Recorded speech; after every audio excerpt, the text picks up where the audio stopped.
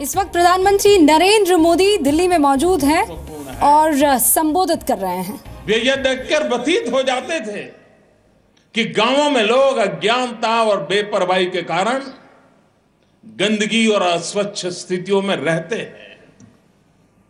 1917 में ही एक कार्यक्रम के दरमियान पूज्य बापू ने कहा था, जब तक हम अपने गांवों और शहरों की स्थितियों को नहीं बदलते, अपने आप को बुरी आदतों से मुक्त नहीं करते और बेहतर शौचालय नहीं बनाते, तब तक स्वराज का हमारे लिए कोई महत्व नहीं है।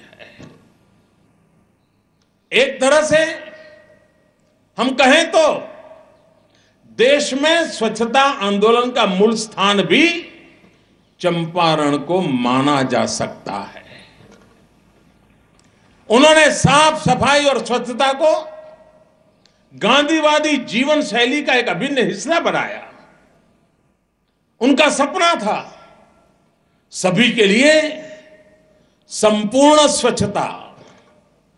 दोस्तों, चंपारण से वहां जो कुछ भी मंथन हुआ, जो प्रयास हुए, उसमें से हमें पंचामृत मिला। जन सामान्य को जोड़ करके, मंथन करके, कार्य करके, संघर्ष करके इस पंचामृत से देश के स्वतंत्रता आंदोलन को नई धार मिली थी। अगर हम बारीकी से देखें तो पाएंगे कि इन चंपारण में गांधी जी ने जो कुछ किया, उससे 5 अलग अलग अमृत देश के समक्ष प्रस्तुत हुए। ये पंचामृत आज भी देश के लिए उतना ही महत्वपूर्ण है। पहला अमृत सत्याग्रह की ताकत से लोग परिचित हुए। दूसरा अमृत जनशक्ति की ताकत से लोग परिचित हुए। तीसरा अमृत स्वच्छता और शिक्षा को लेकर भारतीय जनमानस में नई जागृति आई। चौथा अमृत महिलाओं की स्थिति सुधारने का प्रयास हुआ।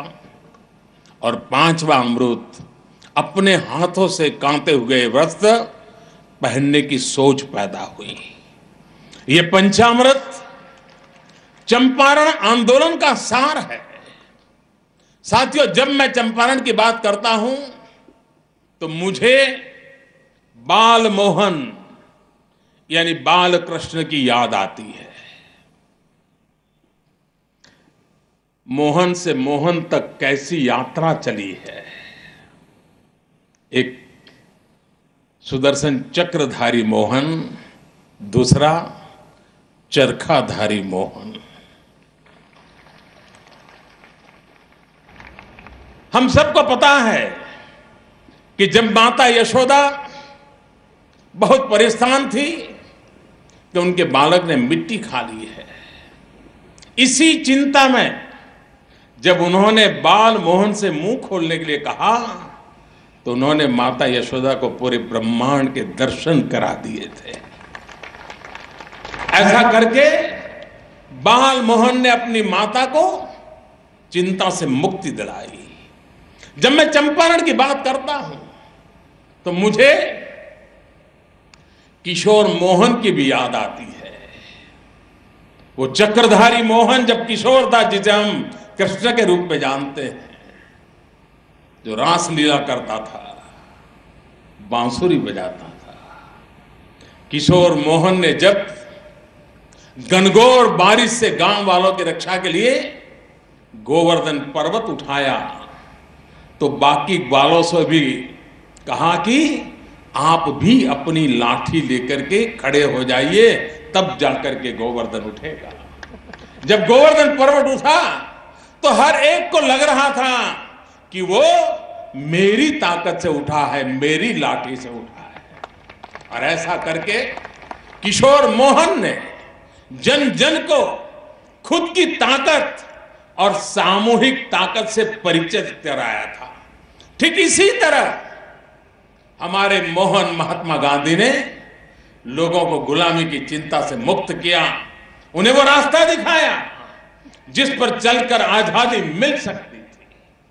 हमारे मोहन ने लोगों को जनशक्ति को जगाया और उन्हें सत्याग्रह से स्वच्छाग्रह की शक्ति से परिचित करवाया।